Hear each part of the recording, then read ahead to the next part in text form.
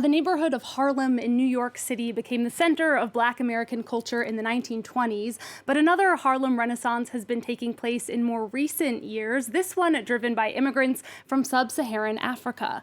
The new book, Africans in Harlem, An Untold New York Story, shines the light on the African cultural influence shaping the neighborhood. Author Boukary Sawadogo, an associate professor of cinema studies at New York City's City University, will be speaking about it this evening at the American Library in Paris. We are delighted to have him on set with us today to tell us more. Professor Sawadogo, thank you so much for being here. Thank you so much for having me. And you note that African immigrants have been shaping Harlem since the early 1900s, so at the same time as the Harlem Renaissance, but there have been other waves of immigrants reshaping the neighborhood since then. Can you sort of walk us through all of these different waves of immigration? Yeah, the different waves. First, you have, in the early 1900s, the first African students who came to the U.S. Through religious schools, mostly to go through the Quaker schools. And then you have, the 1930s and 40s, which are considered where you have a kind of the entail of the first generation with, I would say, Nnamdi Azikiwe, which would become the first prime minister and first president of Nigeria, and also Kwame Nkrumah. So, and then you have the second wave that mostly comes in the 60s and 70s, made mostly of diplomats, of students, of activists, of writers. And then the last and biggest waves really came in the 1980s and early 1990s with mostly economic migrants who make up really the largest wave up to now. And you mentioned people coming from Nigeria, but can you give us an idea of some of the other countries that people are coming from, notably in that most recent wave? But the most recent waves are first Senegalese, then Malians, Guineans, Ivorians, and very lately Burkina Faso. So you have to point out that 3/4 of all the arrival happened after 2000, which is, very late. And it seems interesting that it's mostly French-speaking, from French-speaking countries. Yeah. What makes people come to the U.S., which is English-speaking, as opposed to a country like France?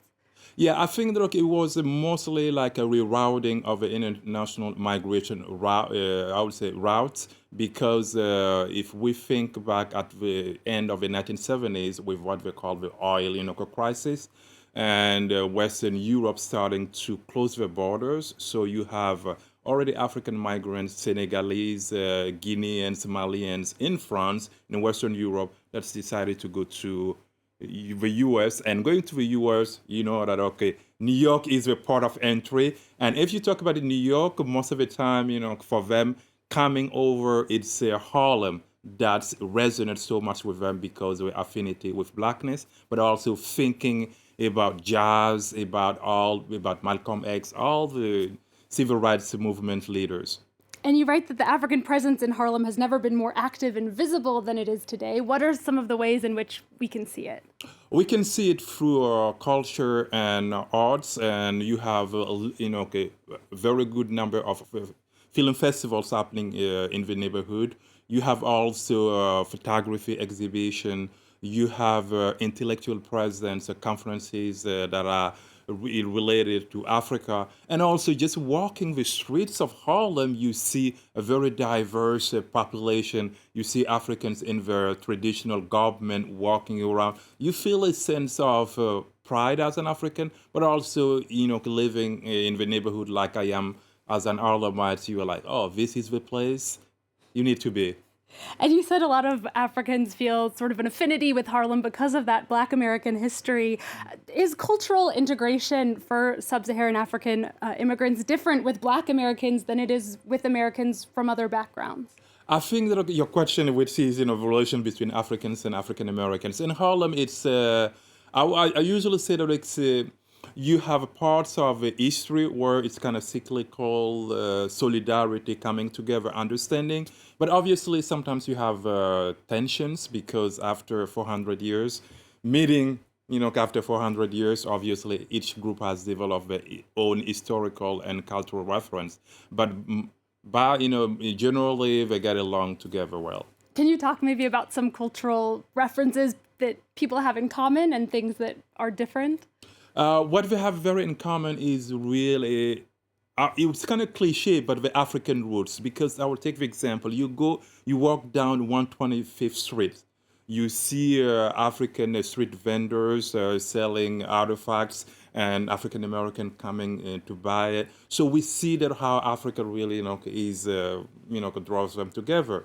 But at the same time, what's really separates them is simply experience, because, as I said, 400 years, separation. So we have developed historical and cultural differences. So, which means that when it comes to, okay, what is Africa today, because you may have a sense of idealized Africa, which is not the case. Me coming from the continent, I have more, I would say, nuanced take on Africa than maybe the diaspora, the movement going to Africa with kind of the idealized view of the continent. And then something I can imagine would be quite hard for African immigrants experiencing in the U.S. is racism. Mm-hmm.